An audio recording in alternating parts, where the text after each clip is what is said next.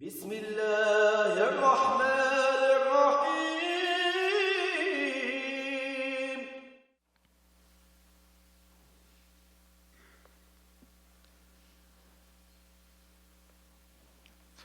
Bismillah ar-Rahman ar-Rahim. Alhamdulillahi Rabbil Alameen. Wa sallallahu ala Sayyidina Muhammad an-Nabiyyil Ummi wa ala alihi wa sahbihi wa sallim taslima kathira. Rabbana atina min ladunka rahma wa hayyi' lana min amrina rashada. Wa sallallahu ala Sayyidina Muhammad an-Nabiyyil Ummi wa ala alihi wa sahbihi wa sallim. Walhamdulillahi Rabbil Alameen. Assalamu alaikum wa rahmatullahi ta'ala wa barakatuh. So we left off in Surah al-Kahf at the end of Ayah 22. Allah subhanahu wa ta'ala says, فَلَا تُمَارِ فِيهِمْ إِلَّا مِرَاءً ظَاهِرًا وَلَا تَسْتَفْتِ فِيهِمْ مِنْهُمْ أَحَدًا. So do not argue with them, فِيهِمْ, with respect to the people of the cave. فِيهِمْ, with respect to the people of the cave. إِلَّا مِرَاءً ظَاهِرًا, except for a clear miraa, except for a clear argument. And what's the tafsir of clear argument is commensurate to what revelation has brought. Okay, in accordance and commensurate to what revelation has brought, without addition, min ghayr ziyada, so without any addition to what the wahi has brought with respect to the people of the cave, ma tafwid al-ilm ila Allah, while consigning knowledge over to Allah subhanahu wa ta'ala. So, and then the Mufassirin add, Ibn Ajiba adds at the end, فَلَا تُسَرِّحْ بِجَهْلِهِمْ. So do not explicitly mention the ignorance of the one that you're dialoguing with. وَلَا تُفَضِّحْ خَطَأَهُمْ. And do not make them ashamed of their mistake. Do not make them ashamed of their mistake in a dialectic. فَإِنَّهُ يُخِلُّ بِمَكَارِمِ الْأَخْلَاقِ. Because this would vitiate noble character. This would vitiate noble character. So this is a powerful, what the ayah is calling us to do is that even if there is a situation of miraa and dhahira, of a appropriate disputation or argumentation for truth, that there are bounds, there are limits, and with respect to the people of the cave, it is to not go beyond what Allah has revealed, it is to consign the matter to Allah. But then even if the other side, the interlocutor, makes a mistake or reveals their ignorance, then the etiquette in that dialogue is to not embarrass them, is to not explicitly show that they lack knowledge on something, and to maintain prophetic virtue during the dialectic. So I wanted to read a passage from a book on the lawful and prohibited. This is authored by Imam Nahlawi. Imam Nahlawi was a jurist from Syria in the last century. He died 1931, Common Era, rahimahullah. And he wrote a book, Al-Hadr wal-Ibaha, a book on the topic of the lawful and prohibited. And his book is really a summation of the Ihya al-Uddin in many ways. And so, in fact, many of the phrases he uses are exactly the words from the Ihya. So it's like a summation of Ghazali's revival. But he has a section on Miraa and Jidaal. These are two terms the fuqaha use, Miraa and Jidaal. So the ayah uses Miraa, but the tafsir of Miraa in the ayah is Jidaal. So Jidaal is what the ayah is referring to in Surah al-Kahf is Jidaal, which is argumentation. Miraa, linguistically, which is not the ayah uses that word but means Jidaal, but Miraa itself means picking apart someone's words. And so both of these, there are fiqh principles that relate to them. So Imam Nahlawi, he says, al-Miraa wal-Jidaal, he says, al-Miraa huwa ta'nun fi kalam al-ghayr bi-idhar khalalin fihi. He says, Miraa is to find fault and criticize the speech of another by showing the mistakes therein. إما باللفظ من جهة العربية أو في المعنى أو في قصد المتكلم. So there's three ways this can be done. Either you attack the word choice they have, like the linguistic, the way they said it, or the meaning, or so you pick apart the meaning, or you pick apart the intent of the speaker. بأن يقول, for example, you say, if one were to say, هذا الكلام حق, what you say is true, ولكن ليس قصدك منه الحق, but you're not intending the truth. So you judge their intentions. You pick apart what they're saying by judging their intentions. من غير أن يتربط به غرض سوى تحقير الغير. And this is done without any aim therein except to humiliate the other and to demote him. وإظهار مزية الكياسة, and to manifest how intelligent and clever you are. So you want to show how clever and intelligent you are by picking apart the words of the other. وَهَذَا haram. This is unlawful in our Sharia. Okay? This is something we should pay attention to. A lot of times when we're talking to people, we get excited with debates, with dialogues, discussions, disagreements. It's unlawful in the sacred law to pick apart someone else's speech, whether in terms of the words they use, whether in terms of the meanings or the aims, judging the intention of them, when there's no purpose in this except to humiliate the other one and show off one's intelligence.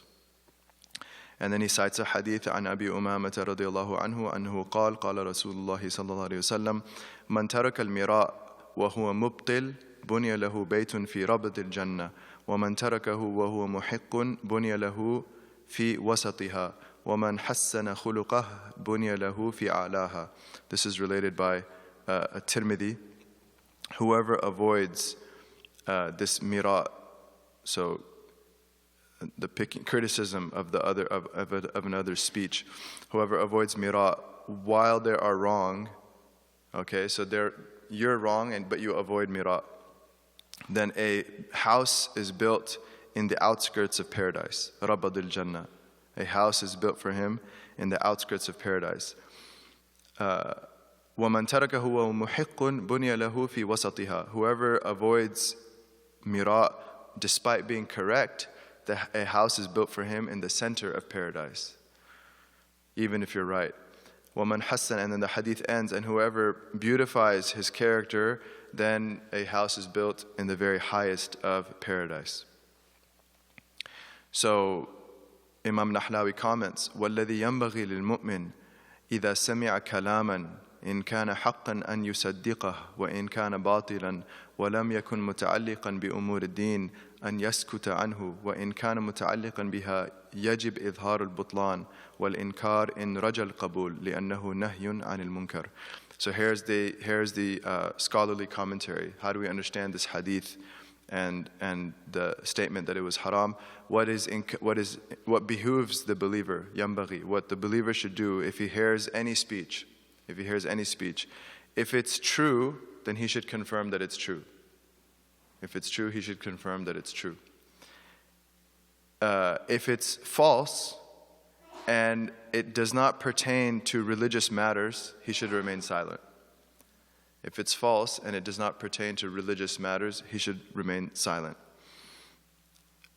If it does pertain to religious matters, then it's incumbent for him to show its inaccuracy. If it does pertain to religious matters, it is incumbent for him, yajibu idhar al-butlan. It's incumbent to show its inaccuracy, wal inkar, and to correct. But here he puts a condition, in rajal qabul, if he is optimistic that the person will accept what he's saying.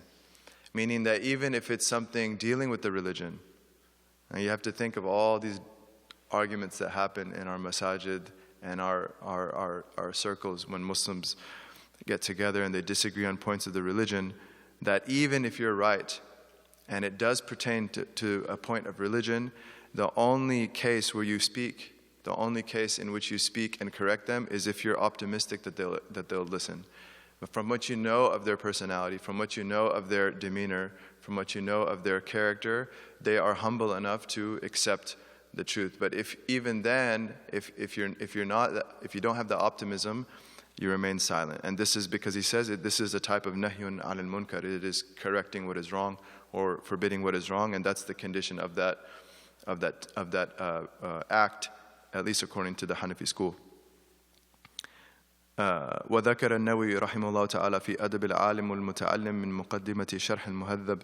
Imam Nawawi states in the section of the etiquettes of a scholar and student in his introduction to his famous work in fiqh, شرح المهذب, مطلب ينبغي أن يحمل إخوانه على المحامل الحسنة. A section, the section is titled, it is important to interpret the statements of one's brothers in the best manner. أنه يجب على الطالب. So, for us students of knowledge, we should listen up. It is incumbent on a student of knowledge أن يحمل إخوانه على المحامل الحسنة, to interpret what his fellow students say in the best possible manner. في كل كلام يفهم منه نقص. In any statement that could be understood as deficient. In any statement that could be understood as deficient or incorrect. إلى 70 محملة, to make up to 70 excuses. To make up to 70 excuses that it could mean this, maybe he meant this, maybe it's because of this. Find a way out up to 70 times if you have to. ثم قال, and this is gold and this is worth memorizing. ولا يعجز عن ذلك إلا كل قليل التوفيق. The only person that's unable to do that is someone of little tawfiq. The only person that's unable to do this, to make 70 excuses for his brother, is someone of very little tawfiq, very little God-granted success. So what's a sign if I have tawfiq or not is how adept I am, how good I am at making excuses for another. وقال الشيخ الأكبر قدس الله تعالى سره في رسالته التي صنفها في تحقيق مقام الفناء في الشهود. So Imam Nahlawi, a jurist, cites Ibn Arabi, the Shaykh al-Akbar, Allah sanctify his secret, in an epistle that he authored on tahqiq, verifying the station of the Sufi doctrine of this type of gnosis, fanat fi shuhud. But the quote is relevant to the discussion. فَيَنْبَغِي, here's the quote, فَيَنْبَغِي لِمَنْ وَقَعَ فِي يَدِهِ كِتَابٌ فِي عِلْمٍ لَا يَعْرِفُهُ وَلَا سَلَكَ طَرِيقَهُ أَنْ لَا يُبْدِي وَلَا يُعِيدْ وأن يرده على أهله ولا يؤمن به ولا يكفر ولا يخوض فيه البتة. And this is very sublime etiquette that Ibn Arabi is saying, rahimahullah, that if one gets his hand on a book concerning a subject matter he is not familiar with, concerning a subject matter he is not familiar with, nor a subject that he has experienced himself, that he not make it manifest. He does not publicize that. And he does not return to it. And he merely hands it back to the people of that field. He merely hands it back to the people of that field. And he does not believe in it, nor does he deny it. He does not believe in it, nor does he deny it. He's neutral. And وَلَا يَخُوض فِيهَ الْبَتَّةِ, he does not go into it whatsoever. He does not go into it whatsoever. Now, how many times do people get their hands on a certain book or work by a scholar of the past, and they find language they don't understand, but they misinterpret it, or they take it literally when it's not supposed to be taken literally, or whatnot, and they end up doing takfir of the author. They say, look, he committed shirk, look, he committed kufr. It's like, no, just leave it alone. Give it to the people of that field. They understand. There's a terminology. There's a whole spectrum of terminology that they use. There's an entire, tradition, ethos that it's written out of. And so to hand it back, فَاسْأَلُوا أَهْلَ الذِّكْرِ إِن كُنْتُمْ لَا تَعْلَمُونَ. What he said is an explication of the verse from the Quran that we're all obliged to follow. فَاسْأَلُوا أَهْلَ الذِّكْرِ إِن كُنْتُمْ لَا تَعْلَمُونَ. Ask the people of remembrance, meaning the experts, if you are not an expert, if you do not have knowledge of that thing. So that's the conversation on Miraa. Now Jidaal, what about engaging in argumentation? وَالْجِدَالِ هو ما يتعلق بإظهار المذاهب وتقريرها. Jidaal pertains to manifesting one's school and affirming it. So you know,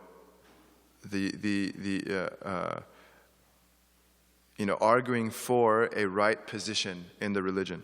فَإِنْ قَصَدَ تَخْجِيلَ الْخَصْمِ وَإِظْهَارَ فَضْلِهِ فَحَرَامٌ. See, now even if you're defending what you believe to be the correct understanding of the religion, like for us it would be Ahl Sunnah wal Jama'ah, for example. If you're in a debate with someone about this, if the intention is to embarrass the other person and to just show your own merit, it's still haram. It's still haram. بَلْ كُفْرٌ عِنْدَ بَعْضِ الْعُلَمَاء. And some scholars even said it's kufr. If your intention in arguing about religion is just to show your merit and to just humiliate them, you're using the religion for your own ego.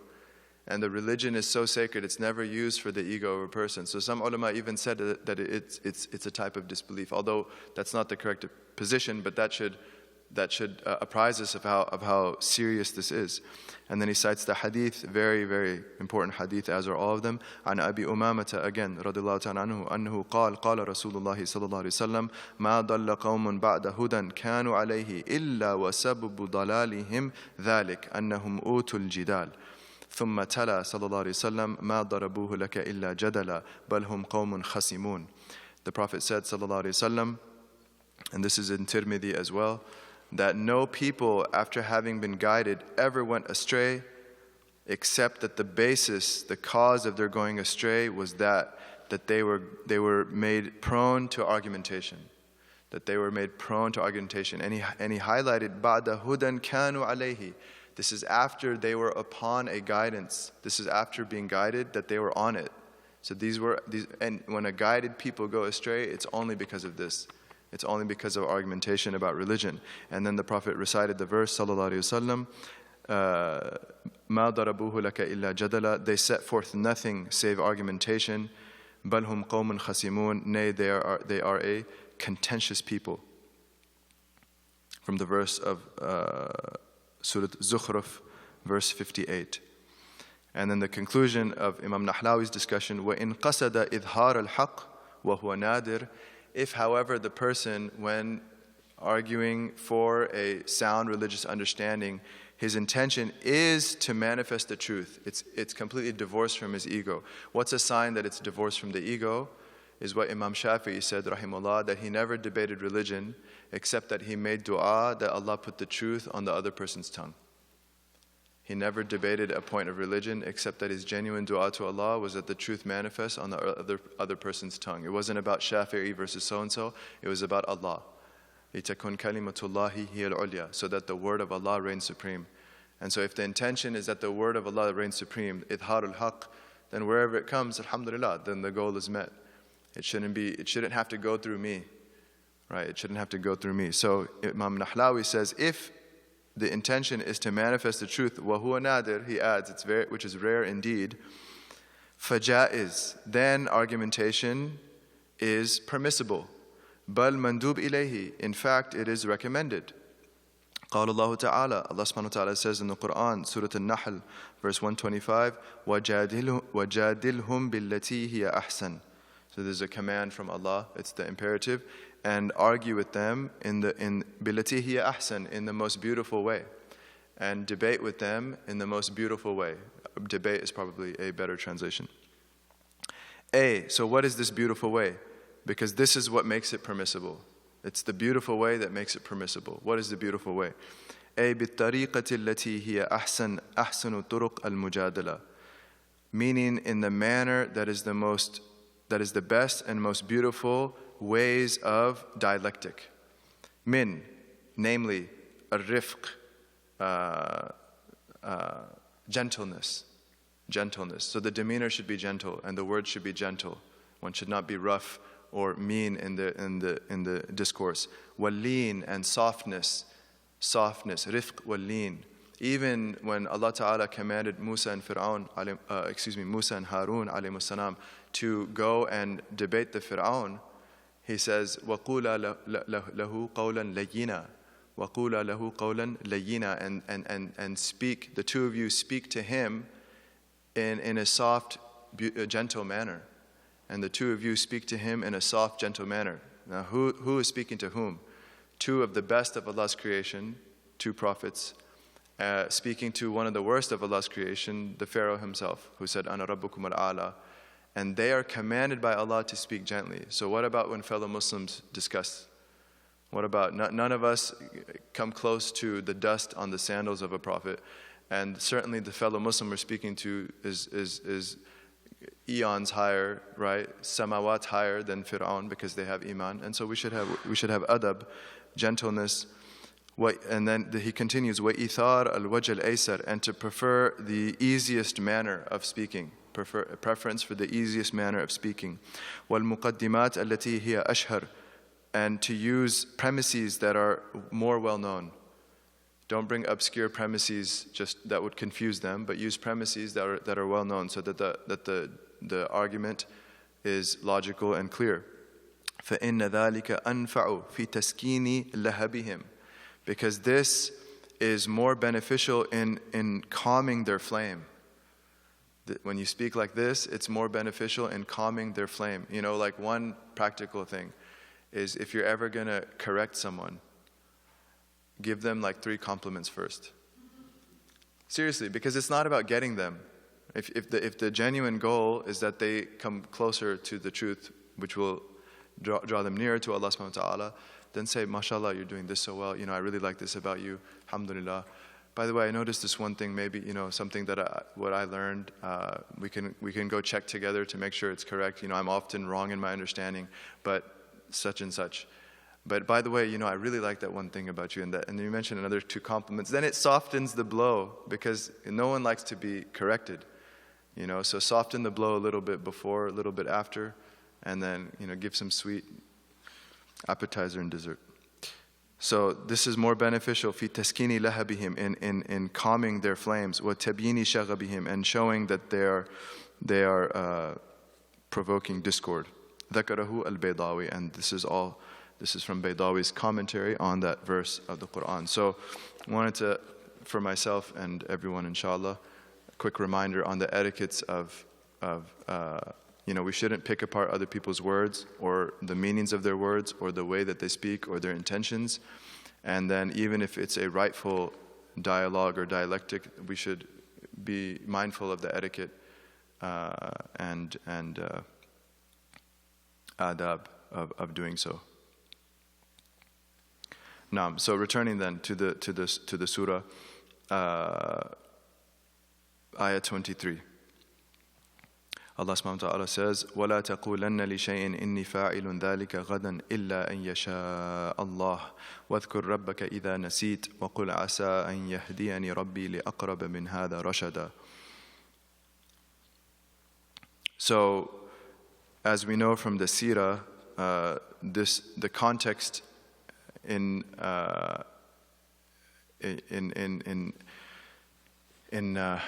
Mecca at the time of the revelation of this surah was that some of the Meccans went to the Jews and asked them, what can we do? What can we ask the Prophet ﷺ?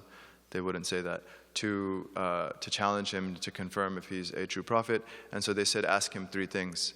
Ask him about the ruh, ask him about Ashab al-Kahf, and ask him about Dhil Qarnayn.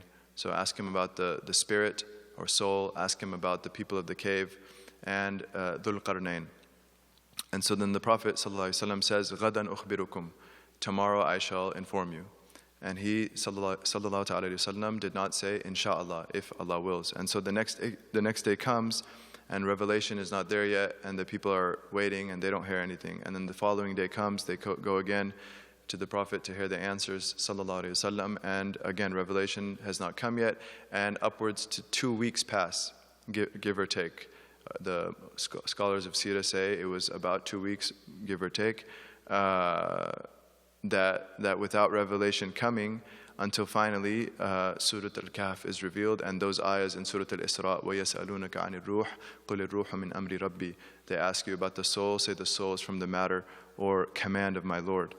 So Allah subhanahu wa ta'ala mentions in Surah al-Kahf these 2 verses with respect to saying InshaAllah, 23 and 24, which translates وَلَا تَقُولَنَّ, do not say, and the noon at-tawkid is there. The noon of emphasis is on the verb وَلَا تَقُولَنَّ. So this is an emphatic prohibition, and never say لِشَيْءٍ, for anything whatsoever.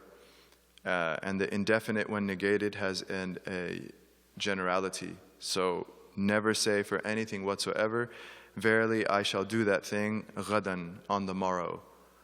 And this is, the ghadan is used here for any future time, whether tomorrow, i.e. within 24 hours, or any future time. Never say I shall do something in the future, illa an yasha Allah, except while saying InshaAllah, if Allah willed.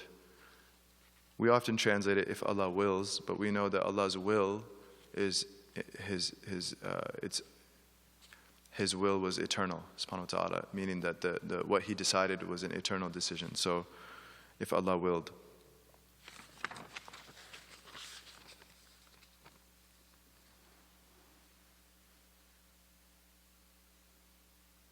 And then Allah Ta'ala continues, وَاذْكُرْ رَبَّكَ إِذَا نَسِيتَ, and make remembrance of your Lord when you forget. And make remembrance of your Lord when you forget. So one of the tafsirs of this statement is that if you forget to say InshaAllah, إِذَا نَسِيتَ, then فَاذْكُرْ رَبَّكَ, when you remember, say InshaAllah. So even if it's later, and you realize that you did not say InshaAllah for a future statement that you did earlier, then say it whenever you remember, InshaAllah. Another tafsir of this statement is that make tawbah, ask Allah for forgiveness, and glorify Him when you remember. So do not only say InshaAllah, but glorify Allah subhanahu wa ta'ala, and ask Him for forgiveness for having forgotten to say InshaAllah.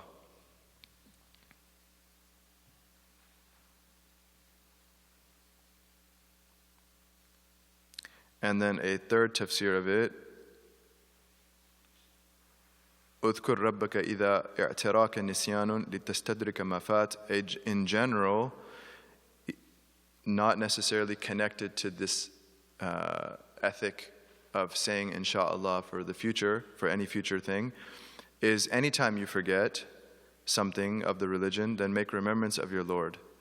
Anytime you forget something of the religion, then make remembrance of your Lord when you remember. اذكر ربك واذكر ربك إذا نسيت. وَقُلْ عَسَىٰ أَنْ يَهْدِيَنِي رَبِّي لِأَقْرَبَ مِنْ هَذَا رَشَدًا. The translation of which is, and say, asa, perhaps it is.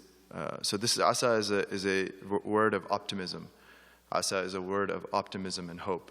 Asa an yahdi, it's hopeful, perhaps, that my Lord shall guide me. An yahdiyani rabbi, that my Lord shall guide me, meaning grant me tawfiq.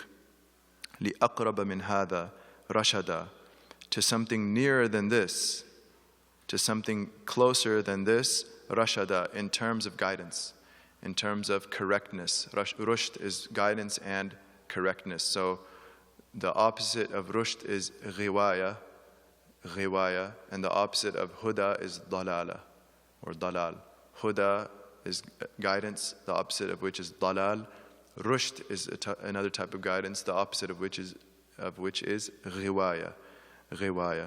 And ghiwaya, linguistically, is indigestion. Linguistically, the Arabs, ghiwaya was specifically for milk, like lactose intolerance or something. Ghiwaya was when the person would drink milk and they weren't able to digest it. So the Arabs, the word they use linguistically is ghiwaya. So it's used metaphysically for lack of correctness, lack of guidance, not being able to process what Allah has given, not being able to be realized in what Allah Ta'ala has given. So rushd then is to be able to accept it, to receive what Allah has given and to apply it appropriately, and to be granted tawfiq from Allah subhanahu wa ta'ala.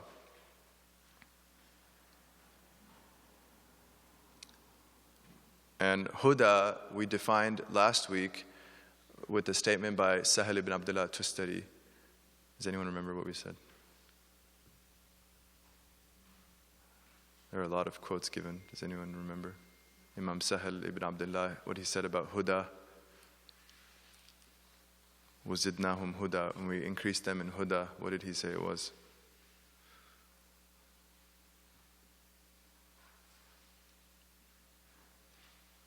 Allahumma salli ala Sayyidina Muhammad.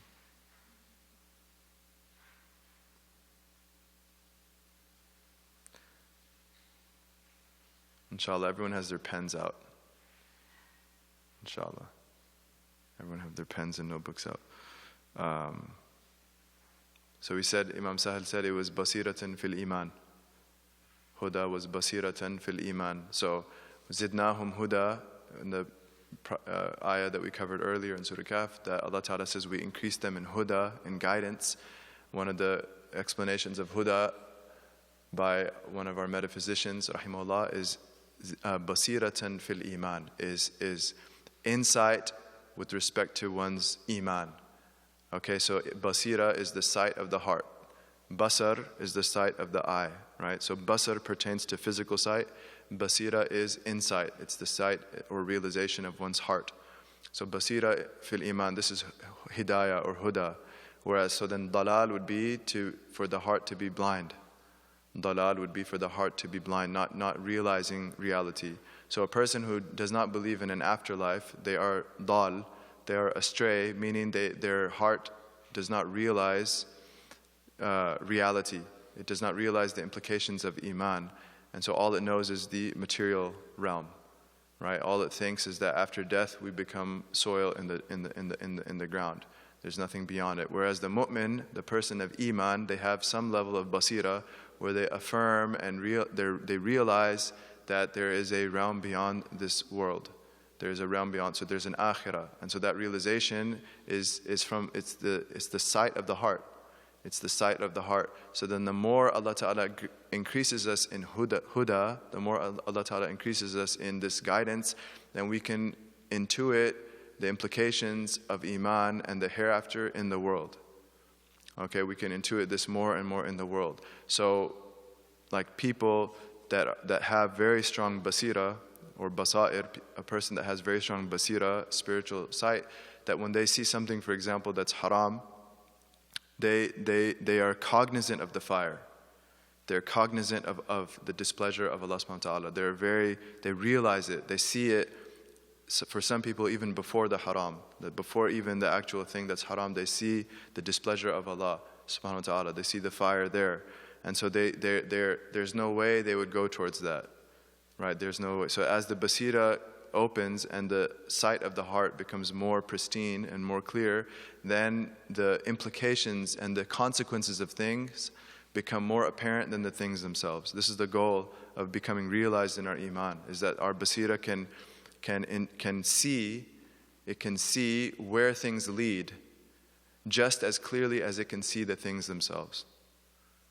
Okay? It can see where things lead just as clearly as they can see the things themselves. And so this is the goal, inshaAllah, that we ask Allah for hidayah. And so Allah Ta'ala commands the Prophet sallallahu alaihi wasallam in this verse, وَقُلْ, and say, عَسَىٰ أَنْ يَهْدِيَنِي رَبِّي, it is hopeful that my Lord shall grant me huda, shall guide me, لِأَقْرَبَ مِنْ هَذَا رَشَدًا, to something nearer than this in terms of its correctness and guidedness. One of the explanations of this, Ibn Ajiba says, لنبأ أقرب وأظهر من نبأ أصحاب الكهف من الآيات والدلائل الدالة على نبوتي. So perhaps my Lord will guide me, will grant me something nearer than this, i.e., signs of my prophecy, wonders and signs of my prophecy that are even more clear than the story of the people of the cave. And this happened in the life of our Prophet ﷺ. There are hundreds and hundreds and hundreds of miracles that we have recorded in authentic Sahih Hadith, Hasan Hadith, let alone the weaker Hadith that are not forged but are still used to affirm miracles, thousands and thousands. This was really just a part of the normal life of the Sahabas experiencing and witnessing miracles of our Prophet ﷺ.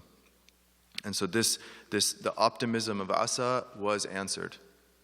The optimism of Asa was answered with all of the miracles that were happening throughout the Seerah. And we did some of those in our Seerah course last year.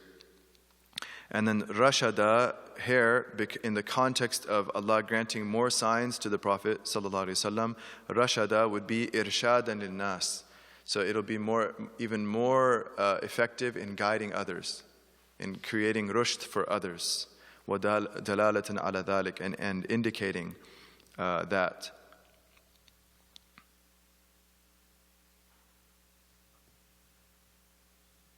And then another tafsir, أي عسى أن يدلني على ما هو أصلح لي من الذي نسيته إذ يجوز أن يكون نسيانه خيرا له من ذكره إذ فيه إظهار قهريته تعالى وغناه عن خلقه وعدم مبالاته بإدبار من أدبر وإقبال من أقبل. This is really powerful. Another tafsir of this, Ibn Ajiba mentions, rahimahullah, that it could mean it is hopeful that my Lord shall direct me to what is more appropriate than what I forgot. To what is more appropriate than what I forgot. Because it's very possible that my forgetting it is actually better than had I remembered it. It's very possible that the fact that I forgot to say InshaAllah for 2 weeks the delay occurred is far superior than had I remembered it. Because it indicates the manifestation of Allah's overwhelming domination, subhanahu wa ta'ala. It shows Allah's overwhelming domination. First of all, before that, it shows He's a true prophet, sallallahu alaihi wasallam. Because if any false prophet, why would they go to the pains of being ostensibly embarrassed for 2 weeks, to the very people He's trying so hard to guide, the leaders of that community, and then they're laughing every day, they're making fun of him every day. If he's someone who's just making up the text, if he's just making it up, then he would have made it up immediately and saved him that embarrassment, if that's what a false prophet would do. But only a true prophet is waiting for reality. Only a true prophet is waiting for the wahi to come. So first of all, it's actually a sign, a proof of his nubuwah, and perhaps that's a stronger proof than even the answer to their questions, which is aqraba min hada rashada. It's more near in guiding people, like for the rest of people who are not involved with that incident at the time, for people who are fair and objective at the time, and then all witnesses to history thereafter, they can see very clearly, this is a sign of someone who's honest. And so that's one perspective. But the one that's highlighted here is that it's more indicative of Allah's power and Allah's domination, and the fact that Allah does not need anyone to believe. Allah does not need anyone to believe. Like Allah is al-Qahir, fawqa ibadihi. Allah is the all-dominant, whose domination and dominion is above all of His creation, subhanahu wa ta'ala. And so this is more clear, it's aqrab, it's closer, it's more obvious in manifesting Allah's supremacy and Allah's independence and lack of need for anyone in His creation. And the fact that Allah, the people that turn away, it doesn't hurt Allah, and the people that go towards Allah, it doesn't benefit Allah. That the hadith says we're all of creation on the atqa qalb rajulin wahidin minkum. We're on the most pious heart that exists amongst you. It would not increase Allah's dominion one iota. And who's the most pious heart? The heart of our Prophet sallallahu alaihi wasallam. Meaning that if every creature in creation had the taqwa of our Prophet ﷺ, it would not give one iota more to Allah's dominion. And if every heart were on the worst heart of creation, it would not decrease Allah's dominion whatsoever. And so this is another tafsir of this, is that what's even aqrab, what's even more potent in manifesting the truth is Allah's dominion being shown. Allah's dominion being shown. وَلَبِثُوا فِي كَهْفِهِمْ 300 سِنِينَ وَازْدَادُوا 9.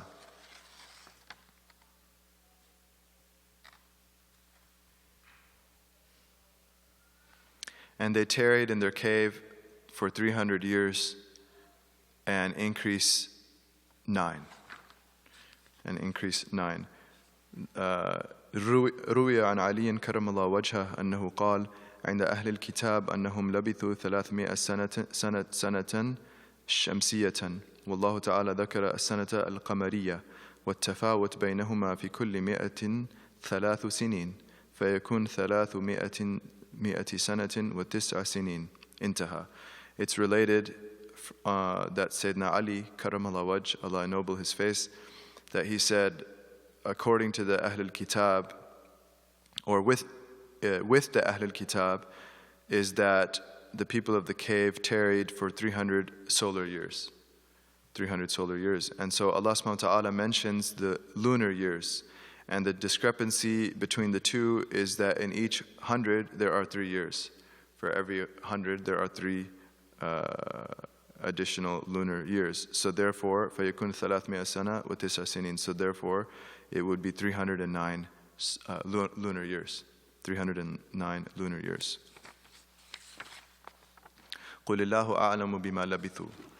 Say, Allah knows best how long they tarried. لَهُ غَيْبُ السَّمَاوَاتِ وَالْأَرْضِ.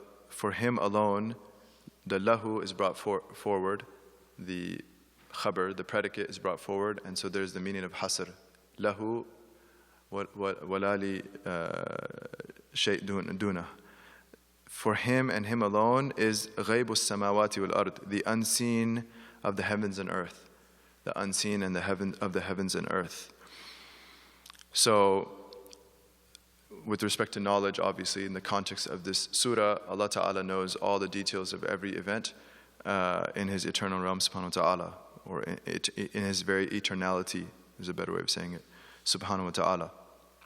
Also, we believe in the unseen realms, and so this realm is called the mulk in the Quran and Sunnah, the physical world, the physical cosmos.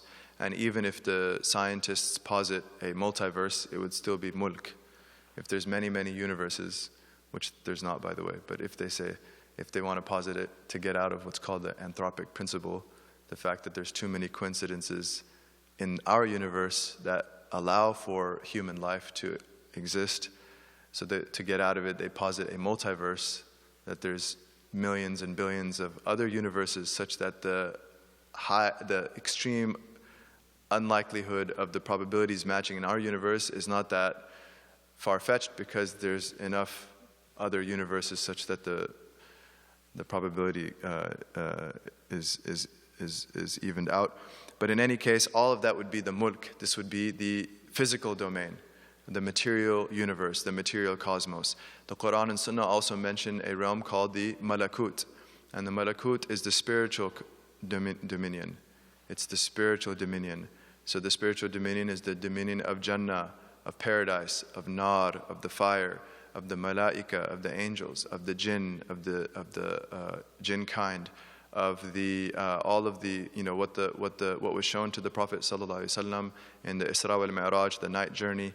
All of this is from the malakut, the spiritual domain. And then the Quran and Sunnah also mention a third realm called the Jabarut.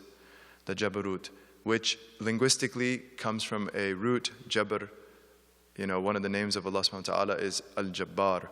And that could mean either the one who rectifies and fixes, or the compelling. Because Jabr is compulsion, it's to force. And so Allah Ta'ala, He is Al-Jabbar, He compels and forces subhanahu wa ta'ala when He wills. So the Jabarut has that root because it is the realm of ultimate divine authority and power, ultimate divine sheer domination. And this is explained as the realm of the manifestation of the implications of Allah's names. Okay, it is the realm that pertains to Allah's names, the 99 that we know that are referred to in the hadith in Tirmidhi, that man hafidhaha or man ahsaha dakhal al-jannah, that whoever enumerates and preserves them, meaning not just memorizes them, but reflects them in his behavior, dakhal al-jannah, he enters paradise, the 99 that we're familiar with. But we know from the Quran and Sunnah there are many, many other names of Allah subhanahu wa ta'ala, hundreds and hundreds of names. And in fact, the hadith refers to names that we don't know that Allah has kept with Himself. So we don't know the number of names of Allah subhanahu wa ta'ala.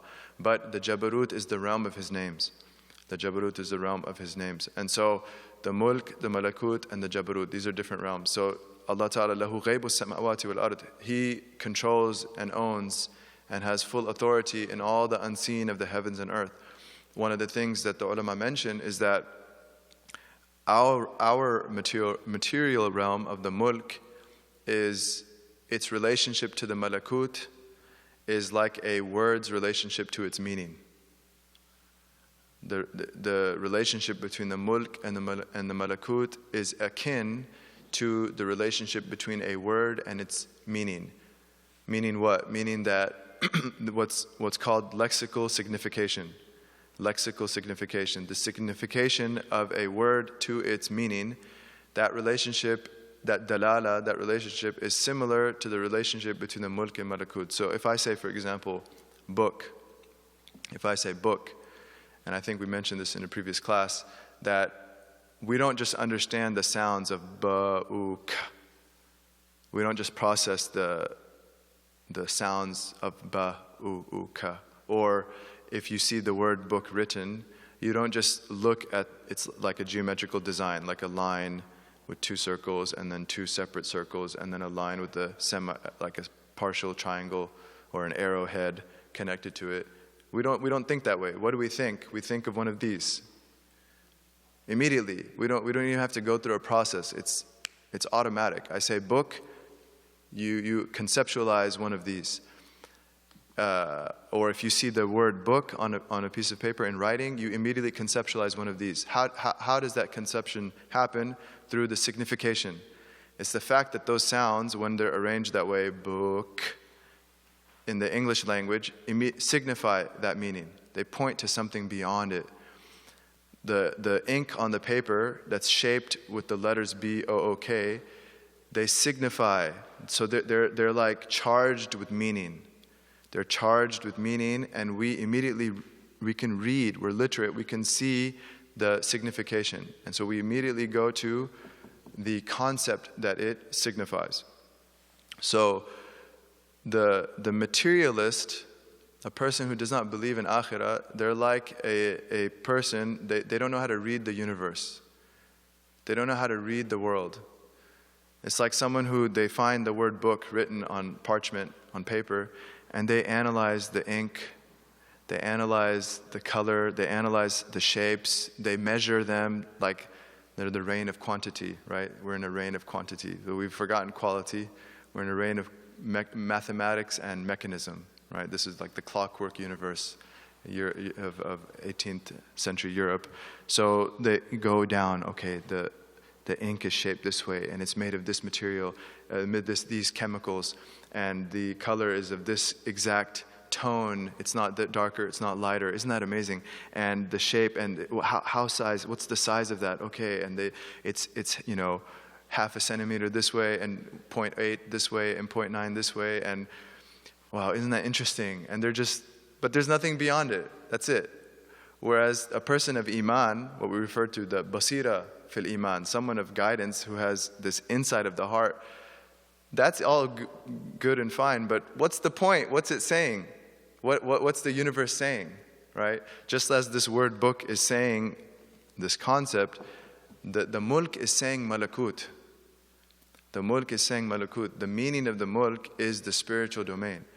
Like there is an afterlife, and that afterlife is real, and it's more real than this life. And everything that we do and everything that we say and even our thoughts and our emotions will be taken into account. If whatever is in our control will be taken into account, we'll have to answer for that. And so there are consequences, that the consequences of certain things lead to eternal bliss, and the consequences of other things lead to damnation. And there's angels, and this is reality. This is reality. And the people that can read the mulk, they immediately intuit the malakut. That's reading. That's just being literate. And the same thing, the relationship between the malakut and the jabarut. There's people that can read the malakut. So they're not only seeing paradise, hell, angels, jinn, they're actually intuiting this is an implication of a divine name. Like Jannah is really Allah's Rahmah. It is from Ar-Rahman. It is from Ar-Rahim. The fact that Allah is allowing me to go there, InshaAllah, when the person is entering paradise, this is from Al-Latif. This is from, who granted me the sustenance, even the spiritual sustenance, so that I could tread a path of worship to get here. Ar-Razaq. So they're intuiting the divine names that are beyond Jannah. Jannah points to them. And then the nar as well, the fire as well. Damnation is not simply damnation. Allah is revealing Himself as Shadidul Iqab, the one who is fierce in His punishment. Sari'ul Hisab, the one who is quick in His reckoning. Al-Muntaqim, the one who takes His vengeance. The one who takes His vengeance, subhanahu wa ta'ala. Al-Qahhar, the one of absolute dominion, without any iota of anything escaping that dominion. So the people of Allah, they're also reading, they're not stopping. They can read that the malakut, this signifies the jabarut. This signifies the jabarut. These are all implications of Allah's names and attributes. Everything that happens is a manifestation of one of Allah's names and attributes. And the people of Allah Himself, they also read the jabarut. The people of Allah Himself, they also read the jabarut, that all of the names and attributes go back to Allah Himself, His very being, subhanahu wa ta'ala. His very being, Allah Himself, the entity and the huwiyah, who Allah is, subhanahu wa ta'ala. And so this is what we should seek, is Allah Himself. له غيب السماوات والأرض أبصر به وأسمع أبصر به وأسمع. This is called صيغة التعجب.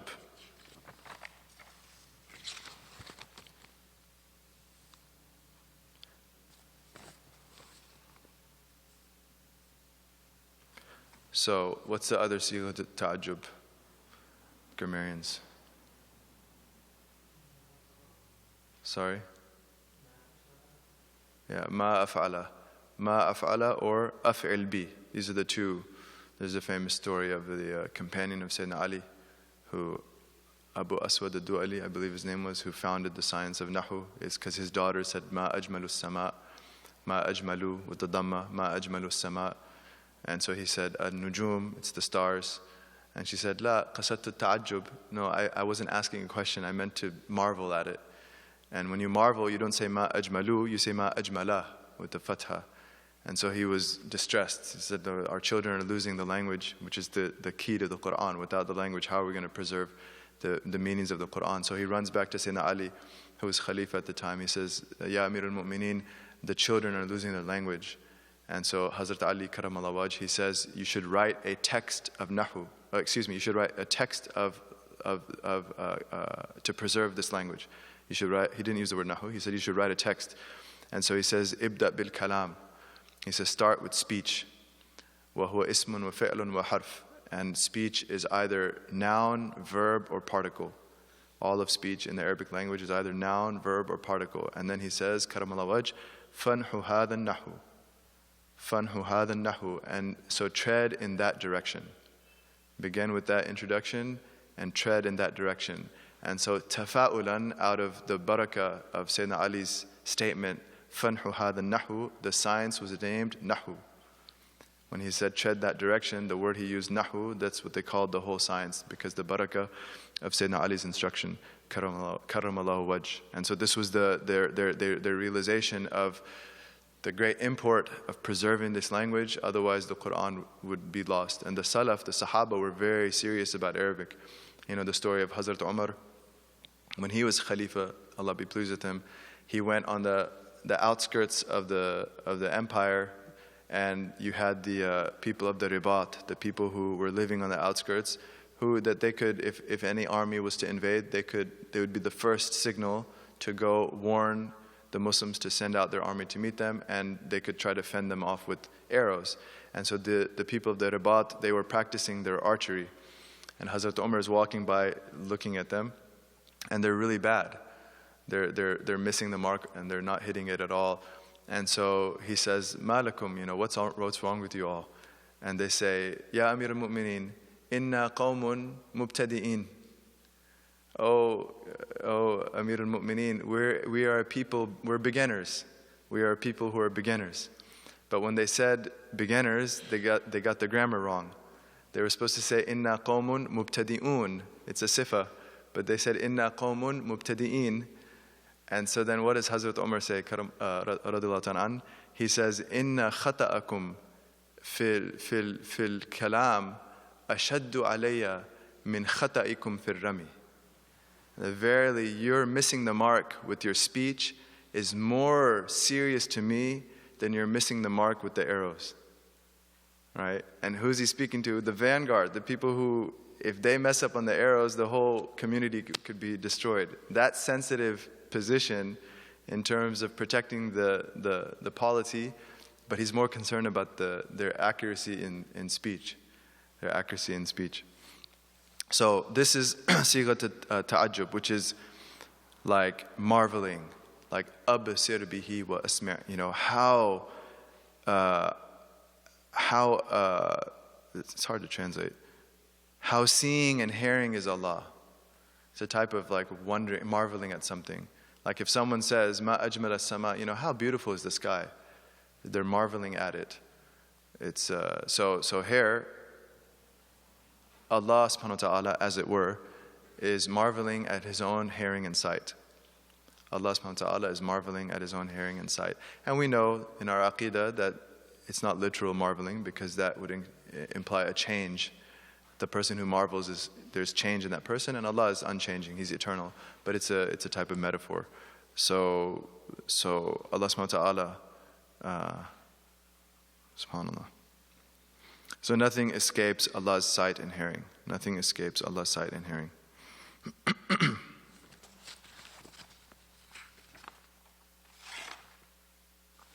ما لهم من دونه من ولي ولا يشرك في حكمه أحدا.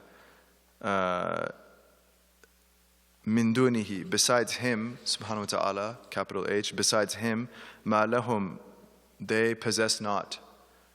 So the ma is negating. ما لهم, they possess not. من دونه, besides Him, min waliyin. This min is za'ida lit-tawkid. So a wali is a protector and helper. And so the min there it's extra to emphasize that nothing of the genus of wali do they have. Min waliyin, ay min jins al-walaya. So they have nothing besides Allah from any possible protector or help.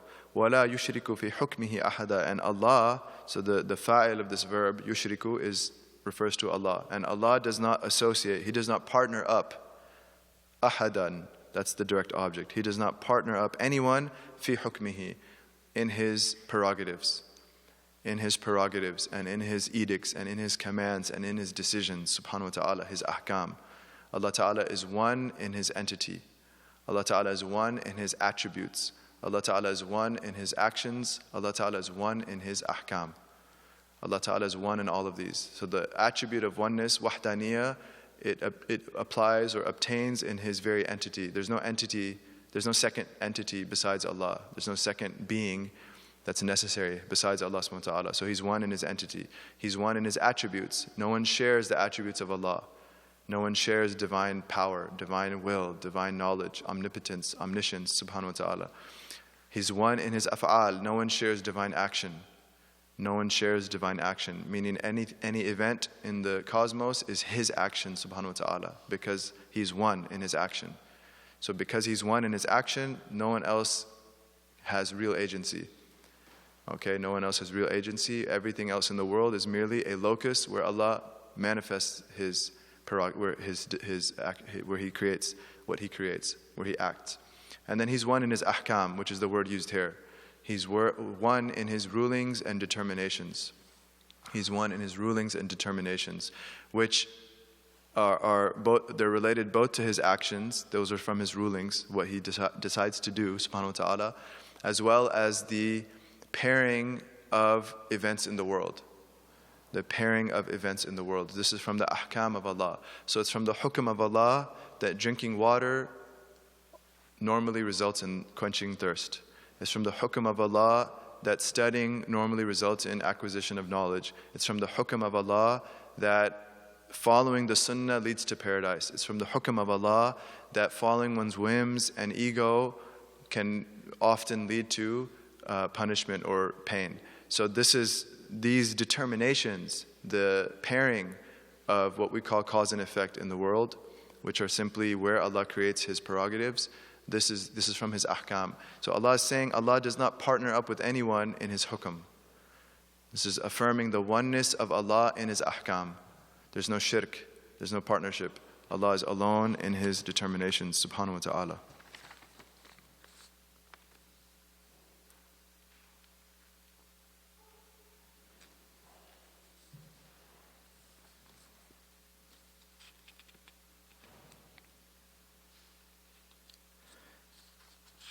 And then some of the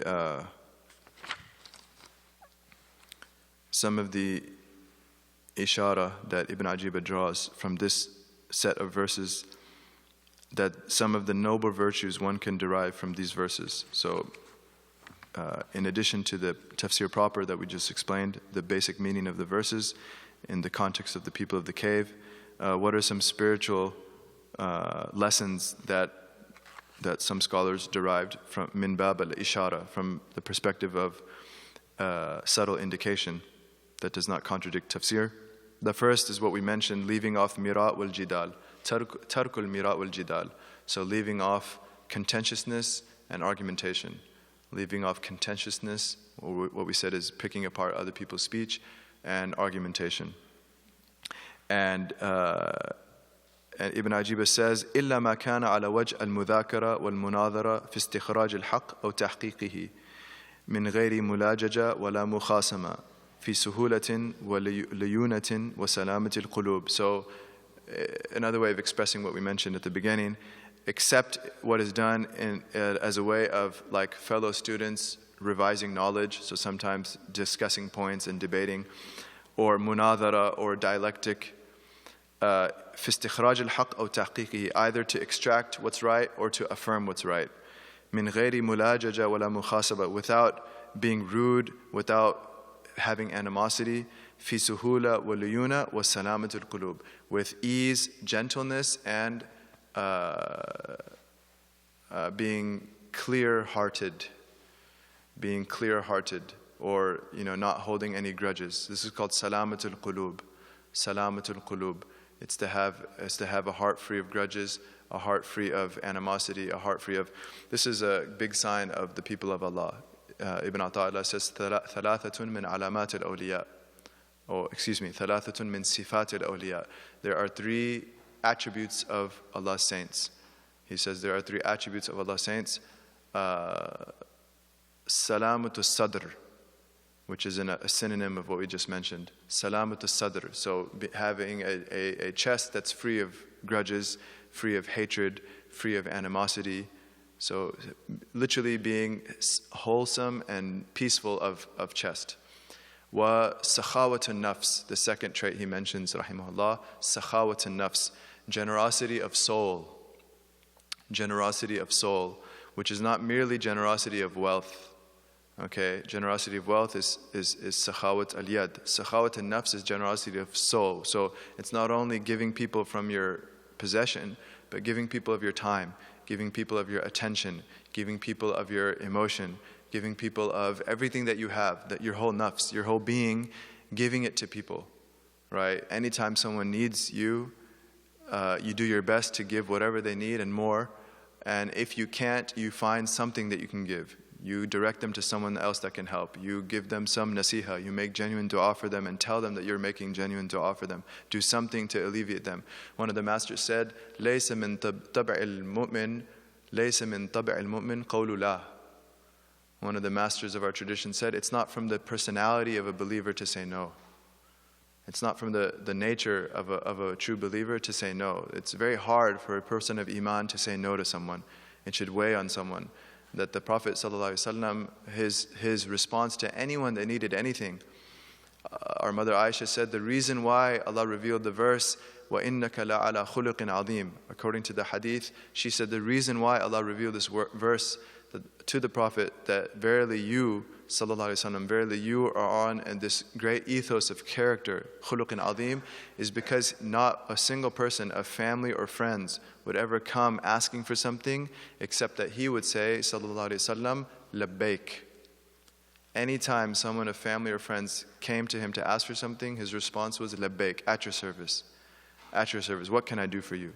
That he took honor in serving others, that we should take honor if people come to us for help. So the second attribute, Ibn Ata'illah says, 3 attributes of the awliya. First, salamat al-sadr. Second, sakhawat al-nafs, generosity of soul.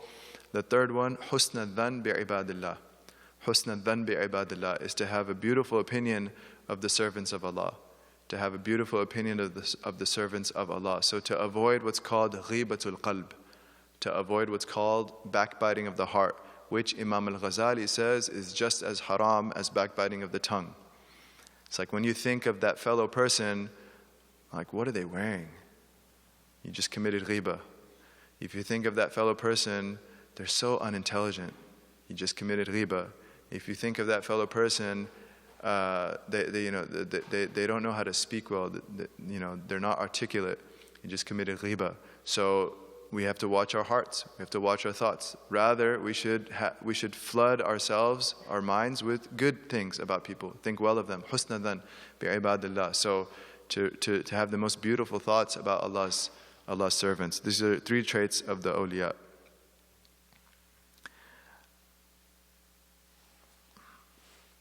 Another spiritual lesson that Ibn Ajib derives from these verses, istifta al-qulub fima ya'rid min al-umur, is to consult the heart in what occurs of matters.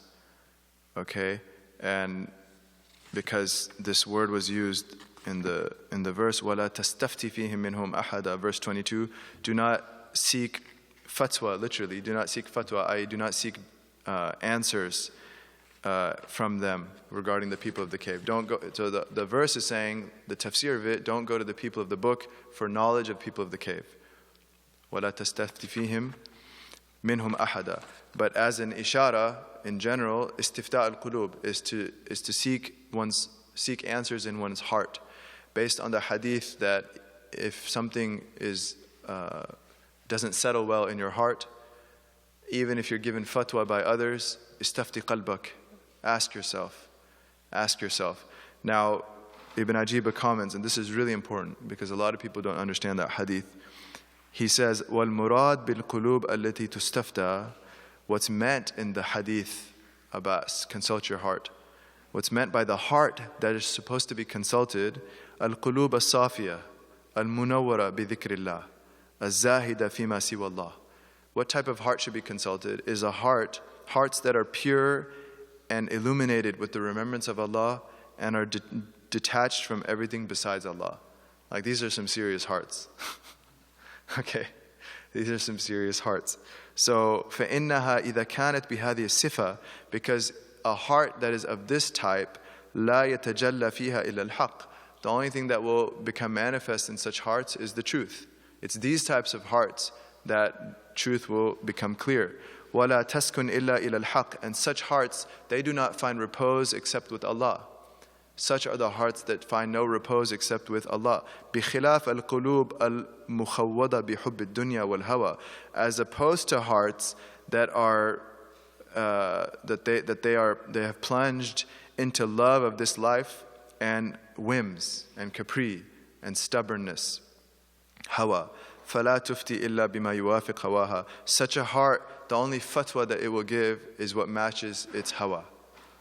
So the only fatwa, the only answer that such a heart will give is what matches its lower whims, its lower stubborn whims. So a lot of us, we need to be very honest with ourselves. And if we're people of introspection and we know we have some serious issues to work on in terms of our hearts, then we don't just consult our own hearts. We should go consult people with purified hearts. We should find people of Allah in our lives that we can consult, people of knowledge, people of wisdom, people of ethics, people of prophetic virtue, and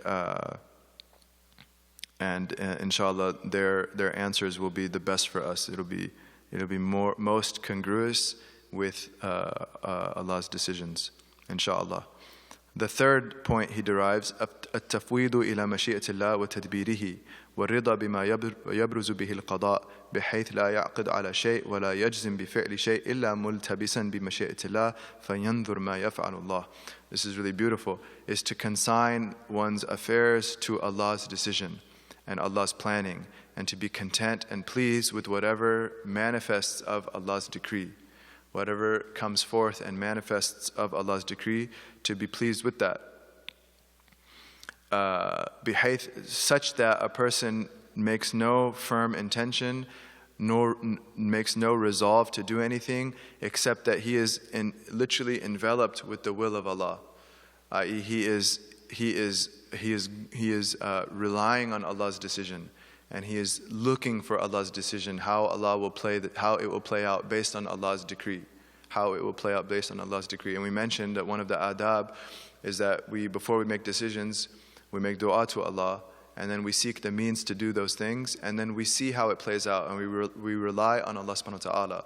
And so he cites an aphorism of Ibn Ata'illah that al-ghafil idha asbah yandur madha yaf'al wal-aqil yandur madha yaf'al Allahu bihi. Al-ghafil idha asbah yandur madha yaf'al. The heedless one, when he wakes up in the morning, he thinks to himself, what shall I do today? The one inattentive of Allah, when they wake up in the morning, they think, what am I going to do today? Wal-aqil, but the intelligent one, and you have to look at the comparison. The first is ghafil, the second is aqil.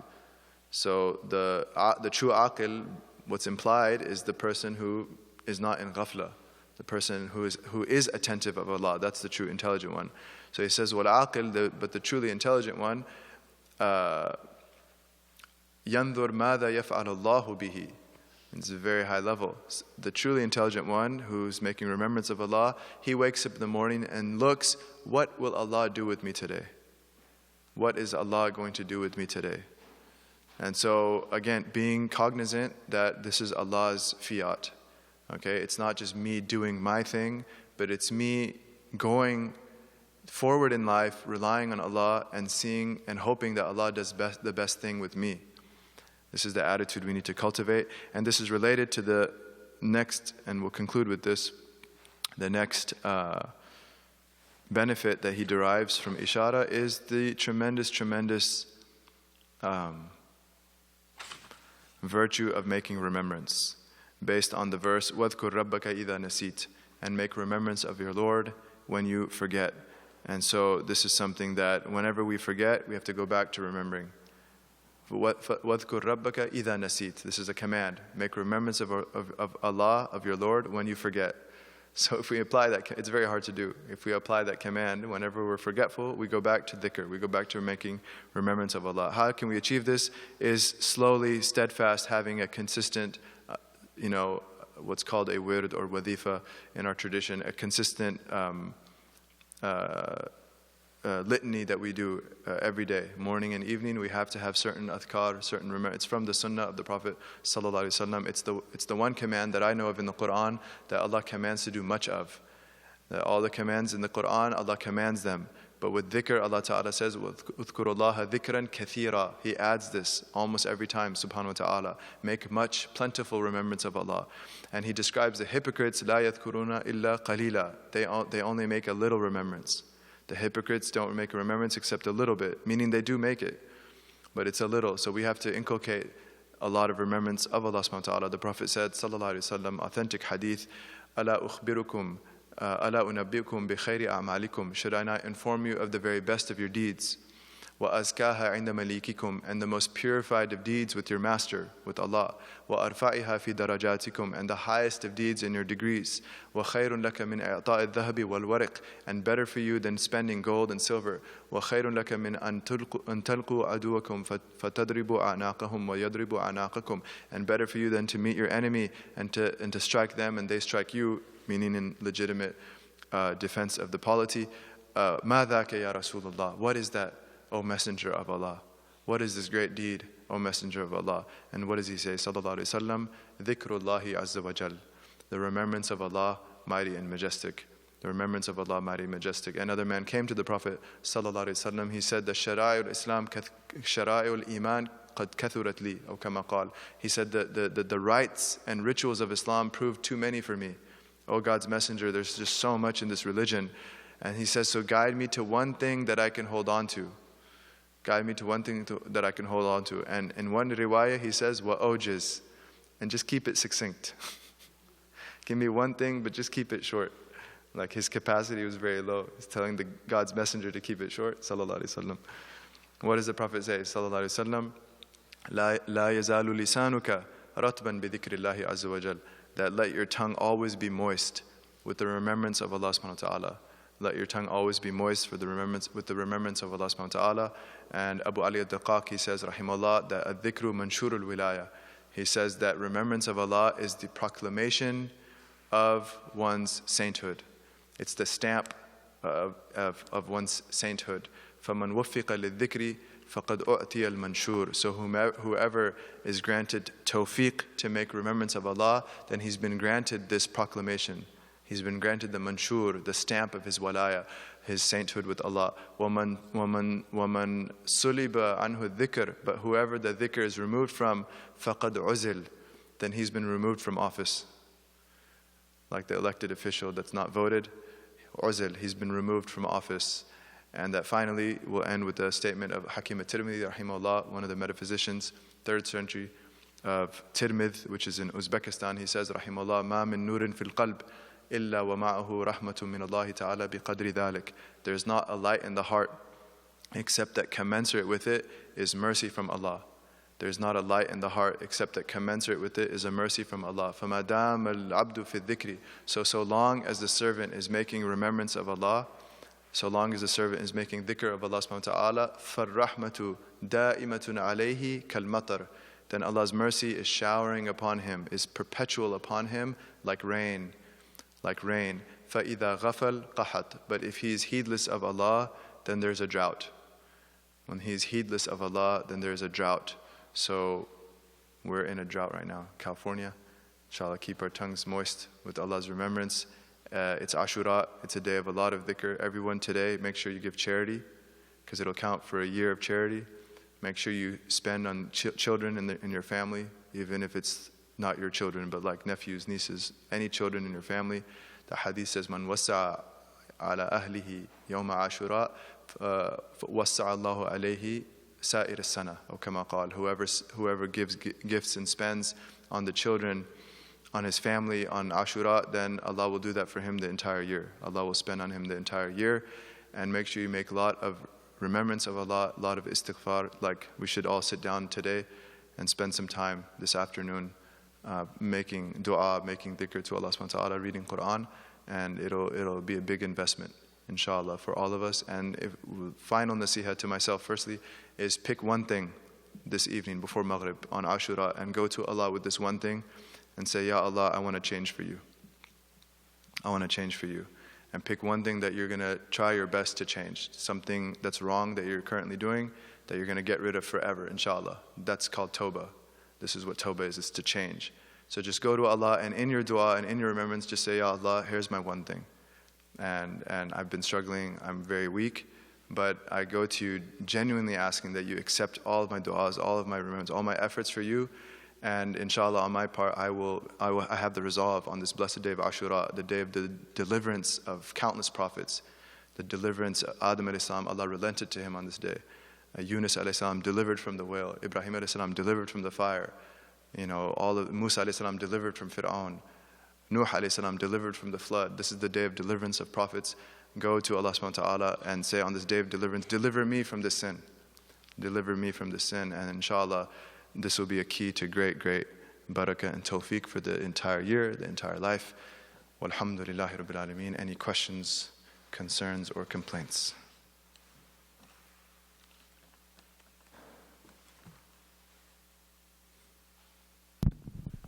I have a few. Bismillah. Just give me a second. Ustaduna Harun. Even though I think that that reminder at the end there and that supplication pretty much answers every question. Alhamdulillah. Okay, let's see here. Let me just go to one of the first ones.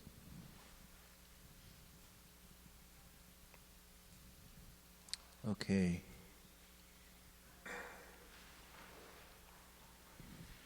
Are there any books in Arabic or English on divine and prophetic love and the levels of love in Islam that Sheikh Faraz would recommend for reading? May Allah reward you.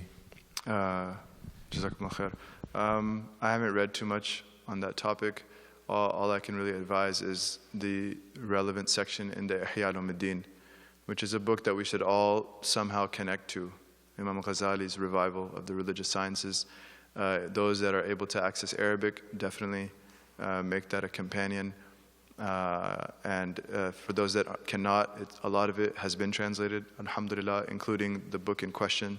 So the book of the Kitab al-Rida wal-Mahabba wal-Uns, the book of contentment, love and intimacy, was-Shawq and longing. That's the name of the relevant book. It's been translated, published by ITS. So that's my recommendation because it's from the Ihya.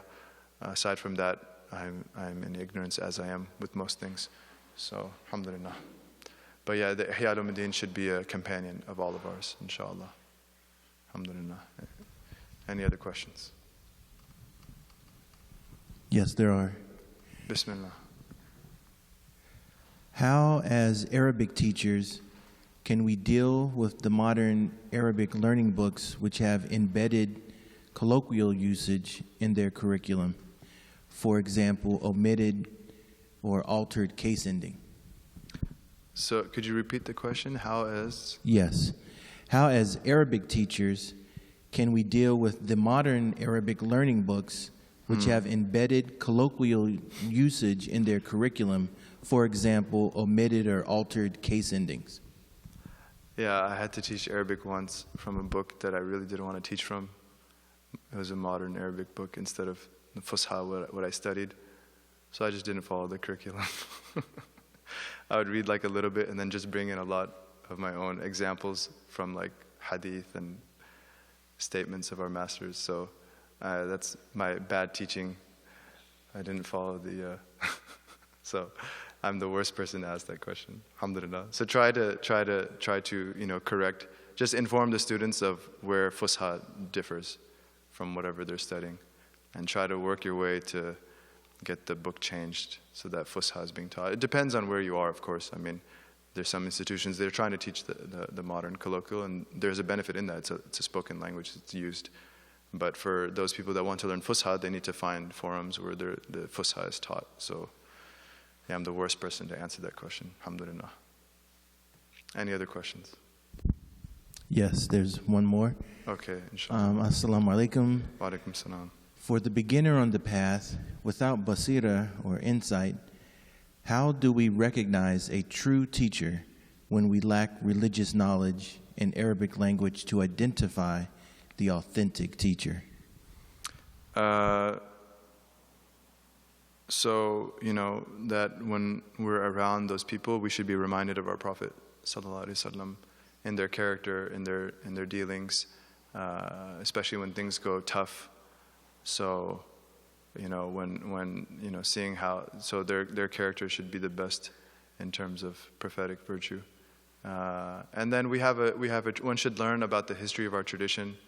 So one should learn, the schools of thought that we have and what is considered Ahl Sunnah wal Jama'ah. One should understand that history, especially in a time of confusion.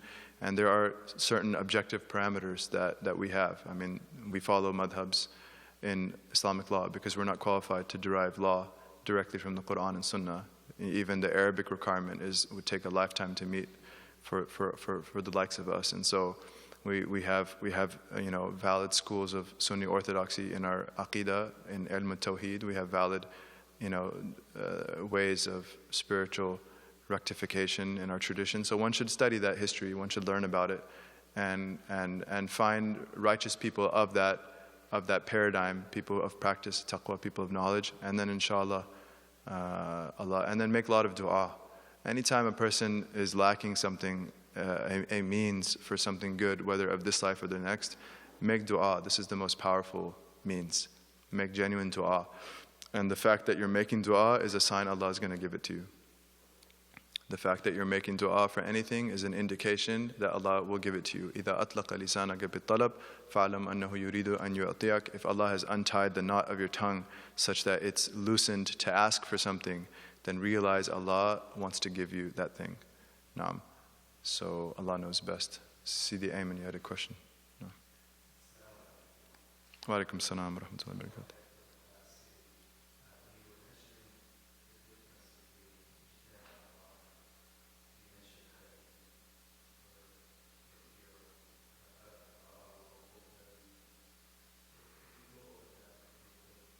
نعم من ترك المراء وهو مبطل بني له بيت في ربض الجنة ومن ترك المراء ومن تركه وهو محق بني له في وسطها ومن حسن خلقه بني له في أعلاها أو كما قال صلى الله عليه وسلم. Tirmidhi relates that the Prophet said صلى الله عليه وسلم, whoever leaves contentiousness or argumentation while being incorrect, then a house shall be built for him in the outskirts of paradise. A house shall be built for him in the outskirts of paradise if he leaves it while being wrong. And whoever leaves contentiousness while being correct, then a house will be built for him in the center of paradise. And whoever beautifies his character, a house will be built for him in the highest realms of paradise.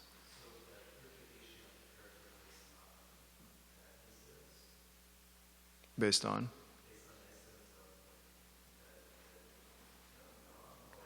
That's a good question. So the statement is general, but the context is specific. So Allah knows best. It seems to be both, the particular and the universal. So the question is that the third statement of the hadith, whoever beautifies their character has the house in the highest part of paradise. Is that just in the context of the debate or argumentation, or is it in general? And it's the wording is general.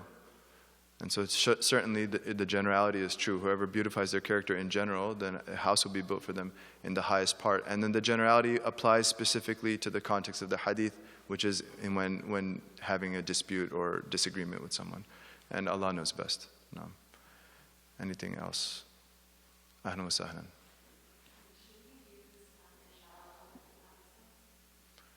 InshaAllah. Should we use InshaAllah with non-Muslims? You can say God willing. I think it's good to bring these things in our discourse because we mean it genuinely regardless of whom we're around, but it doesn't have to be the Arabic. So you can say, if God willing, or if God allows. So I think that's a good thing. Allah knows best. You have a question? Alaikum salam.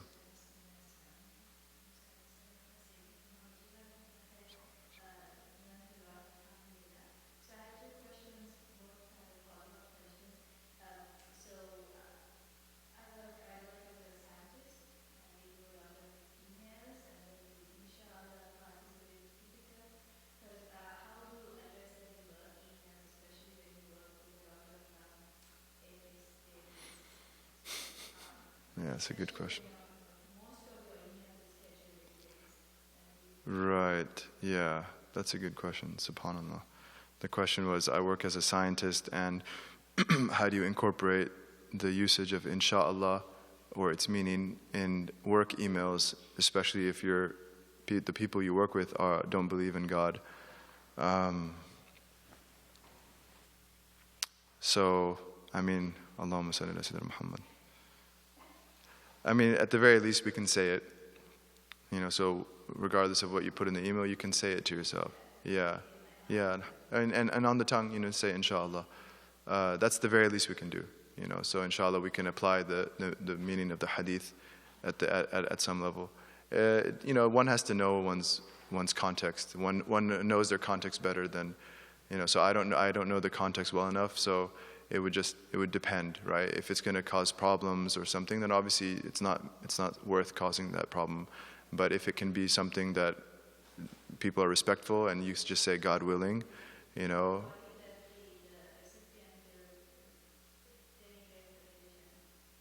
Absolutely. Obviously, if it's going to cause harm or the other person will get offended and say bad things about God or the religion, then certainly by no means do that. So just having the hikmah, the wisdom of knowing one's context and minimizing harm. It goes back to a principle which is the benefit and harm, which is from our usul tradition. Naam.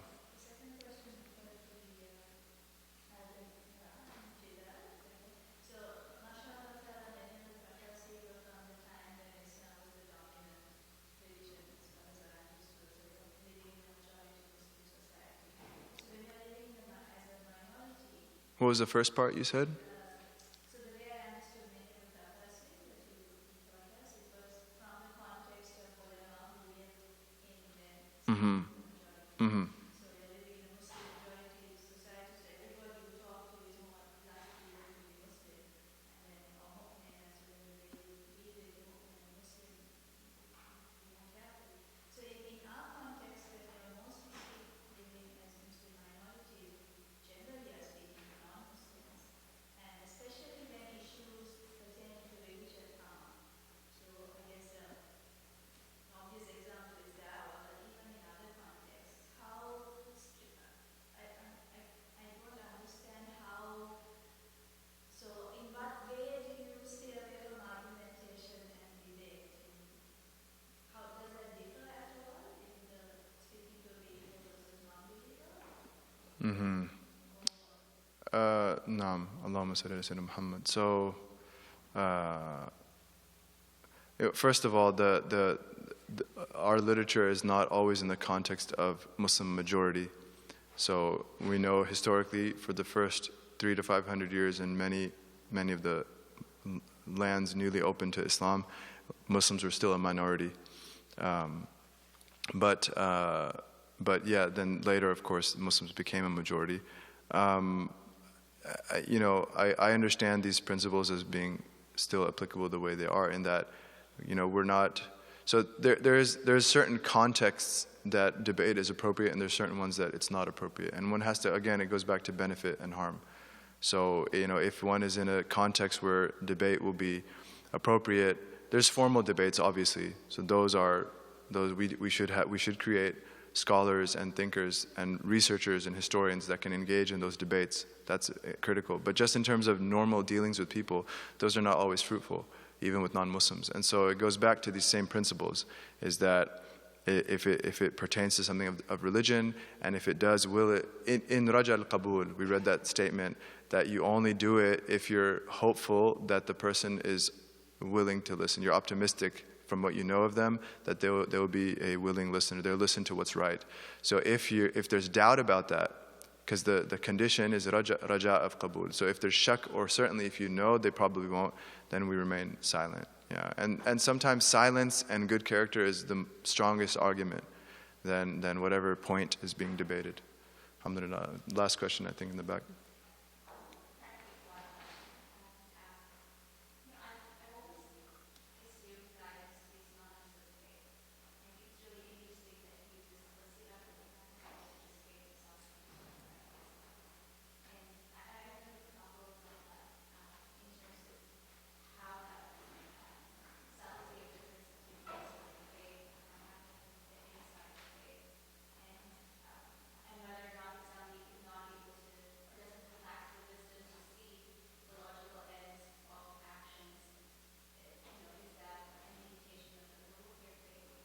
An indication of what?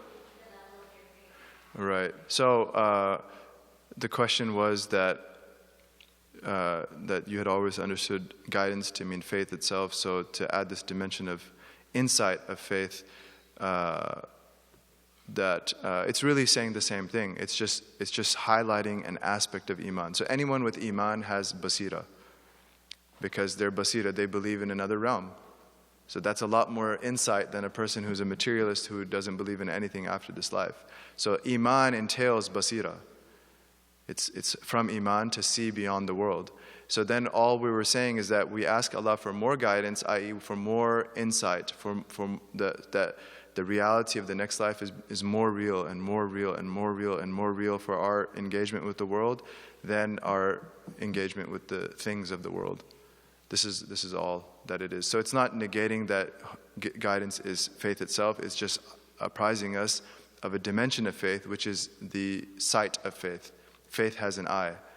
And so the more we, inshallah, do good and avoid evil, the more that our eyes will open, inshallah.